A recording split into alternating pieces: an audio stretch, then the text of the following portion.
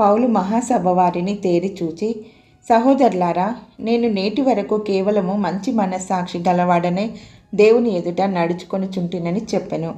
అపొస్తలుల కార్యములు 23:1. ఏమి అమోఘ ప్రకటన! ఏమి మనిషి! మనస్సాక్షి విషయంలో పౌలు ధైర్యంగా మాట్లాడగలుగుతున్నాడు. నేను నేటి వరకు కేవలము మంచి మనస్సాక్షి కలిగి ఉన్నాను అనగలగడం చాలామందికి కష్టం. పౌలు తన మనస్సాక్షికి వ్యతిరేకంగా ఎన్నడూ నడుచుకోలేదు. క్రైస్తవులను హింసించినప్పుడు సైతం మంచి మనస్సాక్షితోనే ఆ పని చేశాడు. ఈ యేసు అనేవాడు వచ్చి తన పితరుల మతాన్ని పాడు చేసి తన ప్రజల్లో అనేక మందిని తన వైపు ఆకర్షించుకున్నాడని పౌలు నమ్మాడు. ఇప్పుడు యేసు దాసుడై ఆయన్ను ప్రకటిస్తున్నాడు. తాను చేసిన సేవను బట్టి యూదుల మహాసభ అతన్ని దోషిగా నిలబెట్టారు.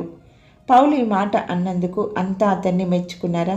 ప్రధాన యాజకుడు పౌలు నోటి మీద కొట్టమని సైనికునికి ఆజ్ఞాపించాడు. అది పౌలుకు దక్కిన ప్రతిఫలం. ఫెలిక్స్ ఎదుట పౌలు ఇదే మాట అన్నాడు.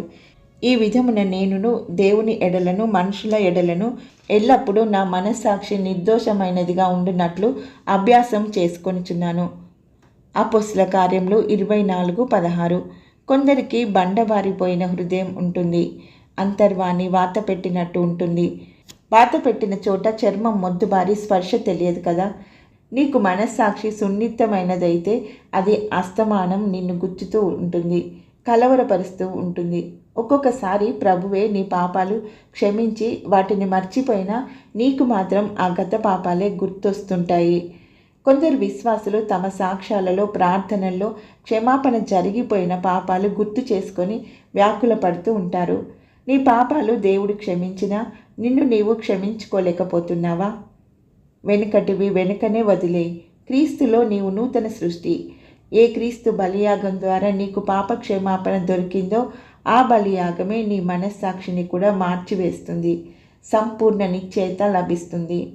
ఈ కారణం చేత సంపూర్ణ విశ్వాస నిశ్చయతతో యథార్థ హృదయంతో దేవుని సన్నిధానంలో ప్రవేశిద్దాం.